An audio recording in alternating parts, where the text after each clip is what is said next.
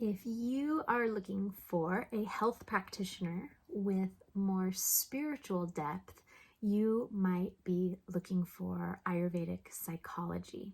So in this video, I want to share with you some distinctions and illustrate some of the differences between superficial Ayurveda, which is more of the physical practices, external practices, and depth Ayurveda, which dives more into the inner realms of our inner being, so our emotional, mental, and spiritual experience.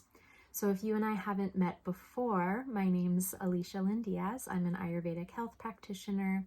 And if you're someone who loves learning about Ayurveda, particularly Ayurvedic psychology and emotional depth work, please subscribe to this channel and make sure you hit the little notification bell, and it'll let you know every time I upload a new video, which I do regularly.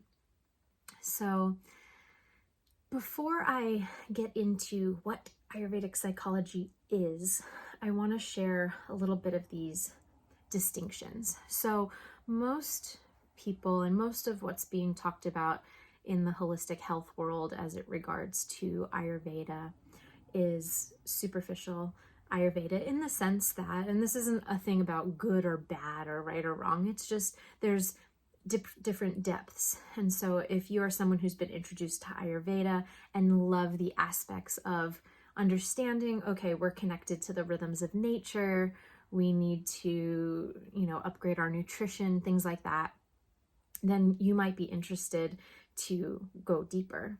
I was at a place in my life, in my practice of Ayurveda, where I realized the physical practices of Ayurveda could only take me and my clients and the women I work with so far in their physical healing, that there was a deeper thing that we were all craving to really create an embodied sense of wholeness and resolution in our tissues at a deeper level.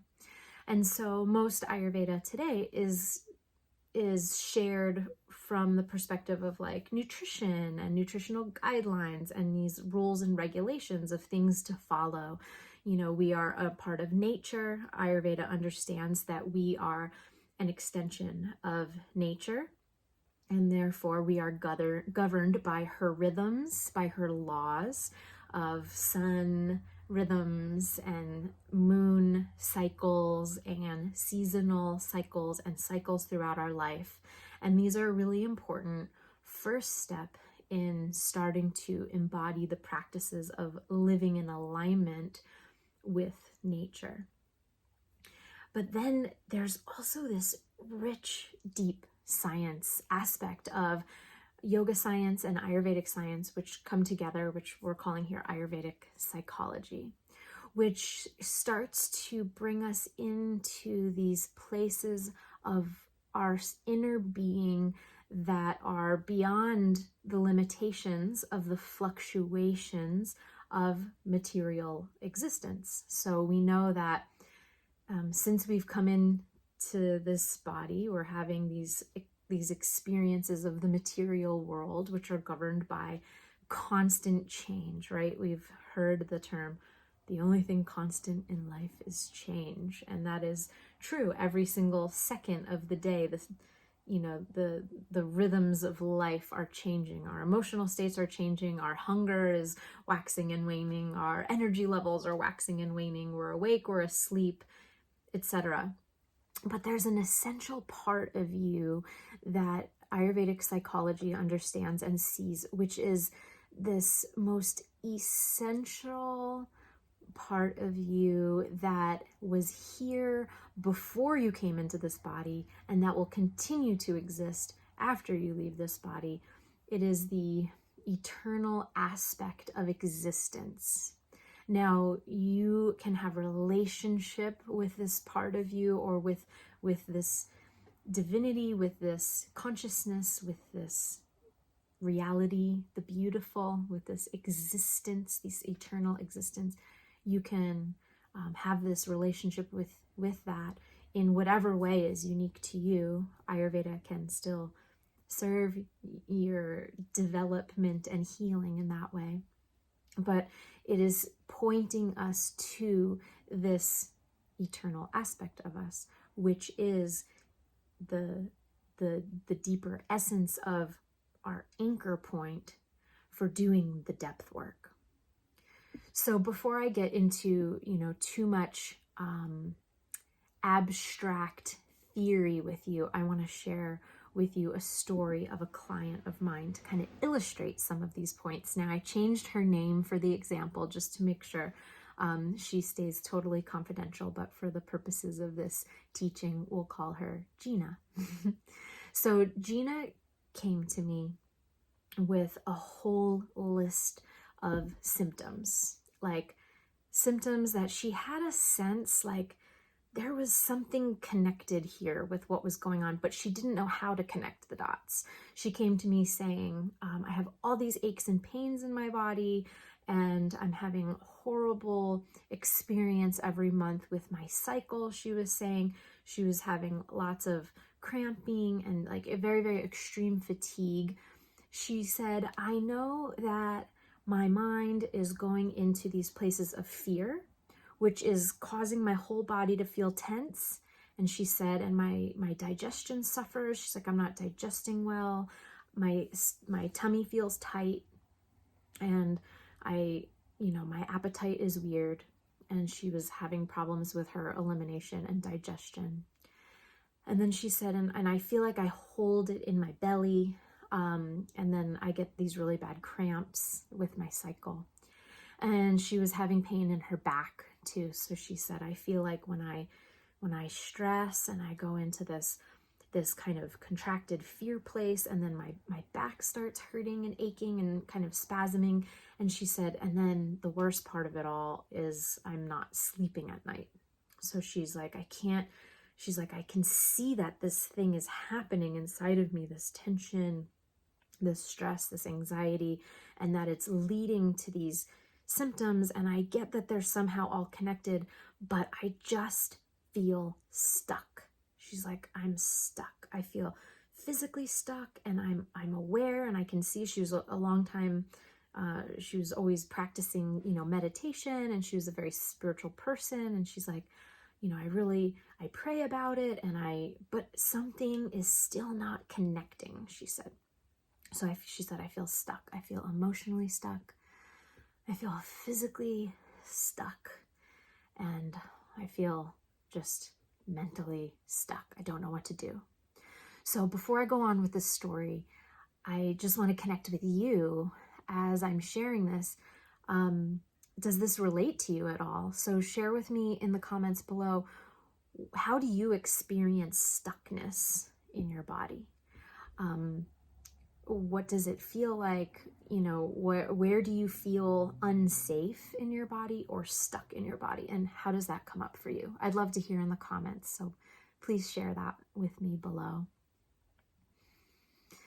So we know that there's like a very general understanding now there's a big trauma-informed world, and there's an awareness, even in the medical world, that, hey, nervous system dysregulation is a big deal. Like the body actually can't heal if it's in a constant fight or flight response, right? So we know that, and maybe you've even tried different exercises and practices to help regulate your nervous system or calm down. Do some breathing, focus, do some visualization, or, different types of things that you feel like would bring you some calm.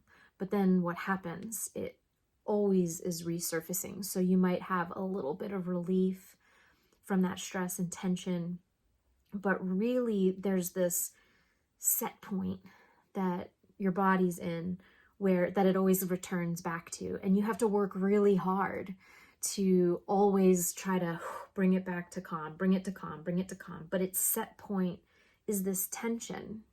Its set point is this fear. Its set point is this general uneasiness and discontent, or maybe even fear of like just being in the world around you. And that was the case with Gina in this story. Like, it was really hard for her to even go to outside to go to her car because there was just this fear. She felt exposed, constantly exposed. And when it came to nature too, she like loved being in nature. She loved nature itself, and she has good memories of being in nature, feeling safe, feeling calm. But at the current stage, in the years leading up to our conversation, our first conversation in an Ayurvedic counseling session, you know, she was just like, I can't even go in nature because I just feel so exposed and unsafe. Everything feels unsafe all around me. So in Ayurveda, we take this into a, well, I wouldn't say deeper. I'm very hesitant to compare things because I think all modalities have their place, you know, in healing. But there's a very refined approach that Ayurveda brings to this understanding that it's beyond just nervous system regulation, because even just looking at it as nervous system regulation is a myopic view, meaning it's looking only at kind of this one system, and we know that this one system is governing all the other systems, so it's a little bit more holistic.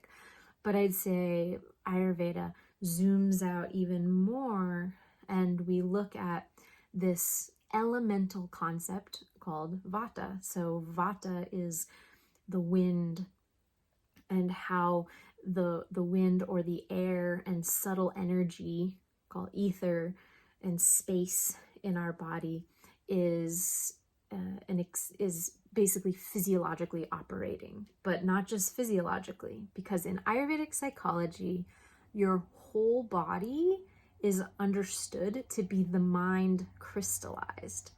So your physical body is crystallized mind. And so there's not just a connection, it is completely interwoven.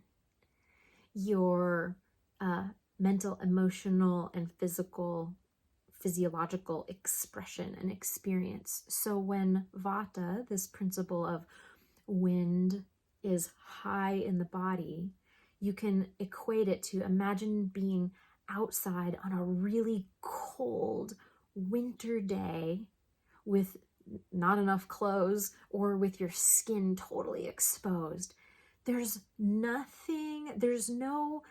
exercises, visualizations, or willpower that you can exert to overcome the very real physiological experience of survival mode in that moment, right? So if you're exposed to this cold, dry, rough element of wind, there's nothing you can do but just, everything's like, get me inside, get me warm, put a warm drink in me, like get me in warm water. Like all you want to do is go inside and take a hot shower, or just like get under the covers and be in a heated space, right? Like be in a place that's more stabilized. So when your being is going through this high vata experience, this is what's happening. It's like there's no amount of just superficial exercises or talk therapy, or, you know, just simple eating, you know, nutritional guidelines that you can follow.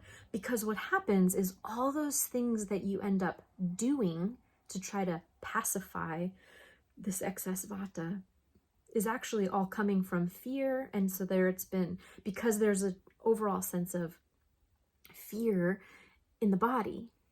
So the entire body mind feels unsafe. And so after working with many women over the last 12 or more years, I realized that these high vata conditions cannot be resolved without emotional depth work. So the superficial Ayurveda, the first phases of putting oil on the body, of making sure the nutrition is right for the individual, like these types of things, they do go a long way in terms of helping you to start regulating in order to feel safe. But what happens is you're going to constantly be working at that for a very long time without maybe actually ever feeling the deep resolution, the authentic feeling of safety. And that's like that deep resolution. It requires a sense of safety, but for the full, to really embody that safety as your new set point, not just as a place that you're always oriented towards that stress and tension, and then you do practices to try to make you feel a little bit better, but you really keep gravitating back to that place, which is where Gina was at. And then what happened for Gina is, after we went through our Ayurvedic counseling, through the Ayurvedic psychology methods, after we went through this whole process, it included the emotional depth work. It included the therapeutic phases that I can share more about with you at another time, to really create this depth of resolution that is required to create a new set point in your nervous system.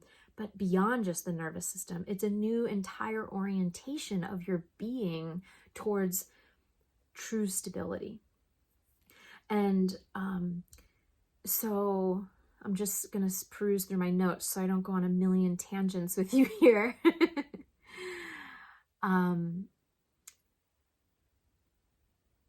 Yeah.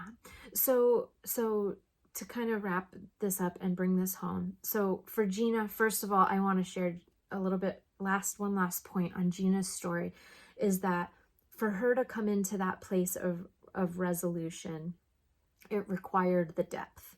The depth work, the Ayurvedic psychology depth work, did require the superficial Ayurveda practices to start to create a sense of safety. But understand that that is phase 1 of 3 phases to get all the way there to full integration, to deep, authentic peace.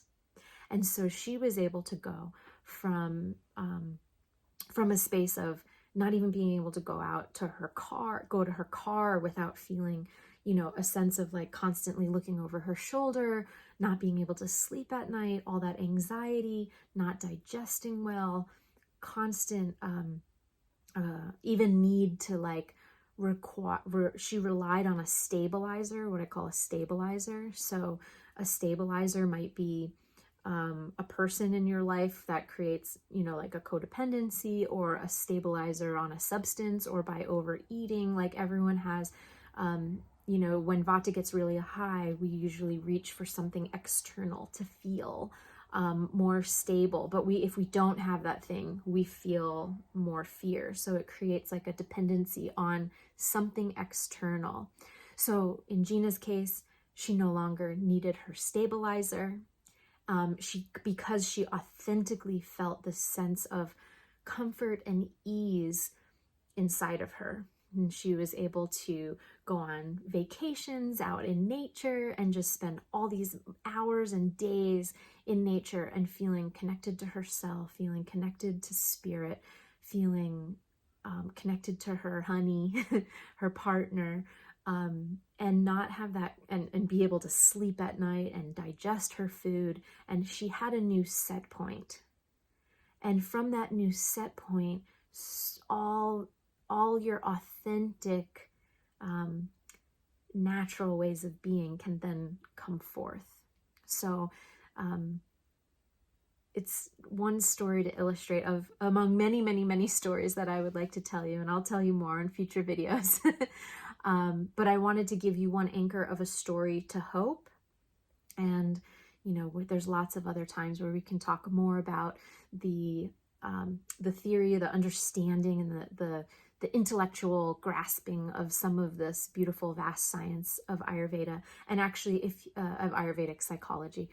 And if you want to dive in a little bit deeper to that right away, if you check the notes below this video in the description, there are a few different links to resources that I can help you, that I can support you with in deepening your education. The very first one, and the one that I'll highlight right now, is that there's an Ayurvedic and emotional healing guide linked below this video. It's called The 8 Hidden Emotions That Are Harming Your Health, and it's all about Ayurvedic psychology and just starting to look and explore the connections between our inner hidden emotions and our chronic illnesses, or how that's stored in the body, and then how to reverse it, how to heal, and how to transform those emotions. So in the guide, I actually lay out the therapeutic process.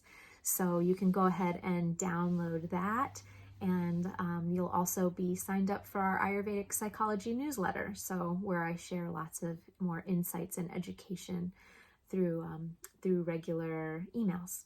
So I look forward to seeing you again soon. Thank you for being here with me today, and sending you all my love and blessings. Hari Om. Om Om.